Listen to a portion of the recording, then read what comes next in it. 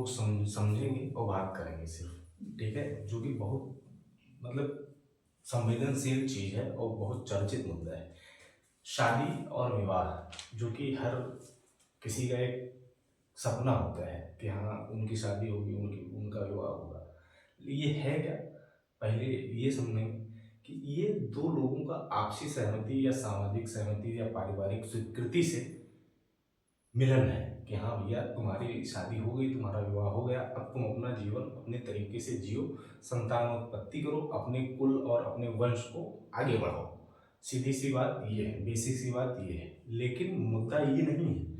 मुद्दा आज का ये है कि शादी और विवाह जो कि मतलब पुराने टाइम से चलता आ रहा है, वो अभी कितना प्रासंगिक है, कितना मतलब चर्चे का विषय है कि हाँ, क्या पहले चीज़ें जो जैसी थी वैसे आज भी है?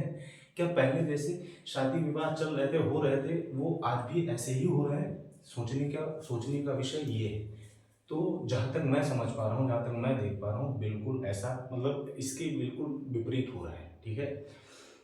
पहली बात, आदमी इंसान मुझे मतलब किसी चीज़ में खुश नहीं लग रहा है। ना वो चाहे वो लड़का हो, चाहे वो लड़की हो, ठीक है? लड़का पहली बात तो लव मैरिज की बात करें कि हाँ, लव मैरिज में क्या होता है? लव मैरिज में होता है कि आप जिससे मतलब प्रेम कर रहे हैं तो उसी के साथ हो जाए, ठीक है?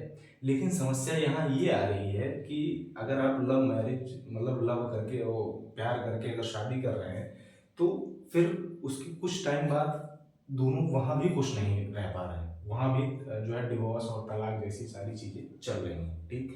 और अगर अरेंज मैरिज घर वालों की मर्जी से शादी हो रही है या उस मतलब उसके साथ हो रहा है, तो फिर दूसरा जो है दूसरी चीज़ें शुरू हो जाती हैं कि हाँ, जिससे प्यार कर रहे थे उससे शादी नहीं हुई, तो फिर बाद में शादी के बाद भी उनसे संबंध रखने की ऐसी सारी चीज़ें सामने आती रहती हैं, जिससे शादी विवाह में मतलब उनके वैवाहिक जीवन में जो उनके चल रहा है उसमें बाधा मतलब आती है।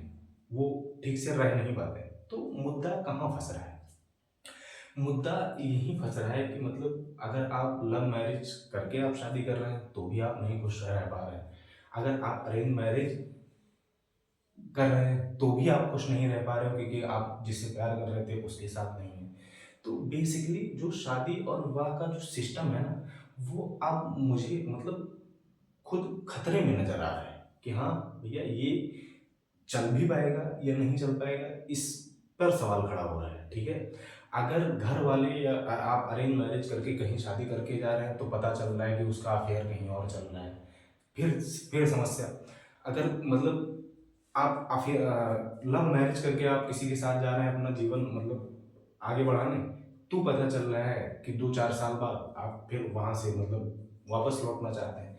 तो बेसिकली मतलब बहुत उलझे टाइप का मतलब उलझ टाइप की शादी और विवाह का सिस्टम चल रहा है जो कि मैं देख पा रहा हूँ।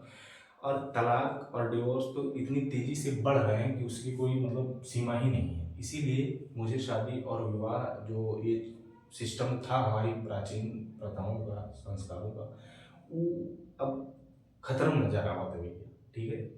तो हमें ये समझना चाहिए कि ठीक है, शादी और विवाह अच्छी बात है। अभी रिसेंट में एक मामला मेरे सामने मतलब मेरी सुनवाई में आया, मेरे सामने आया कि लड़की की शादी घर वालों ने अरेंज मतलब अपनी मर्जी से कर दी।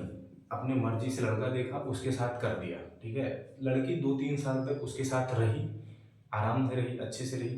तब तक वो जिससे मतलब प्यार करती थी, उससे बातचीत होती रही, ठीक है? फिर भी वो अपने मतलब वैवाहिक जीवन में पूरी तरीके से मतलब कंफर्ट नहीं हो पाई, उससे बातचीत चल रही थी।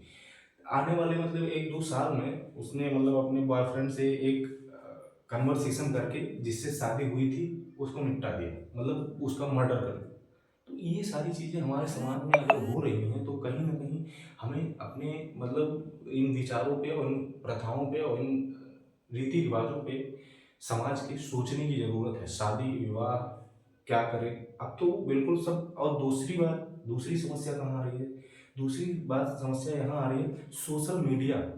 भाई साहब, यूट्यूब खोल लो, फेसबुक खोल लो, इंस्टाग्राम खोल लो, कोई भी सोशल मीडिया प्लेटफ़ॉर्म आप खोल लो ना, वहाँ सिर्फ़ यही चल रहा है, breakup, patchup, divorce, breakup, patchup, divorce. मतलब भाई साहब, आपको इतने पॉडकास्ट मिल जाएँगे ना इस चीज़ पे कि भैया आपको पहली वाली ने छोड़ा था तो दूसरी वाली से कैसे आप मूव ऑन किए, तो तीसरे वाले भाई तुम्हारा दिमाग खराब हुआ पड़ा है। और मुझे लग रहा है कि ये सारी चीज़ें जो हो रही हैं ना, इसी का परिणाम है।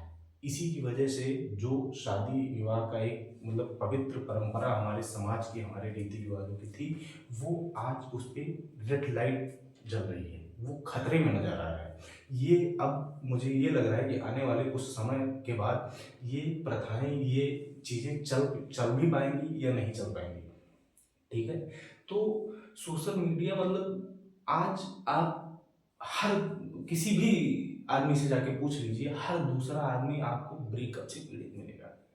कितना बड़ा मुद्दा, मतलब कितना संवेदनशील चीज भैया।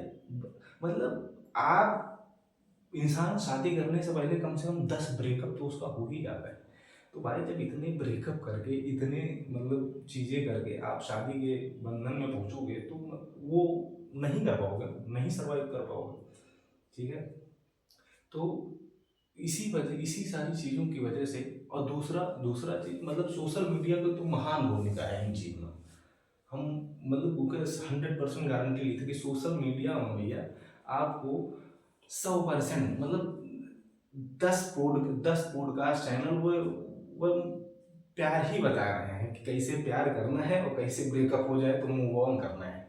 मतलब दिमाग खराब करने पड़े हैं। एक अच्छा जीवन जो स्थिरता वाला चल रहा था, उसमें दे ब्रेकअप, दे पैचअप, दे ब्रेक। तो ये इन सारी चीज़ों की वजह से हमारी जो शादी विवाह की परंपरा है वो खतरे में है। अगर हो भी जा रही है तो चल नहीं पा रही है, और चल पा रही है तो हो नहीं रही है। ठीक। अगर आप लव मैरिज कर रहे हैं वहां भी नहीं खुश हैं, अरेंज मैरिज कर रहे हैं तो लव मैरिज की वजह से नहीं खुश हैं कि जिससे प्यार कर रहे थे उसके साथ नहीं। तो बड़ा सा उलझन टाइप मचा है भैया। इस उलझन और इस सारी चीज़ों में अगर आपको कोई अच्छा इंसान मिल जाए तो भगवान की कृपा समझना। बाकी तो सब खतरे में चल रहे हैं, मैं भी खतरे में हूँ। आपका आपकी क्या राय है, आप कमेंट सेक्शन में जरूर बताइए। धन्यवाद।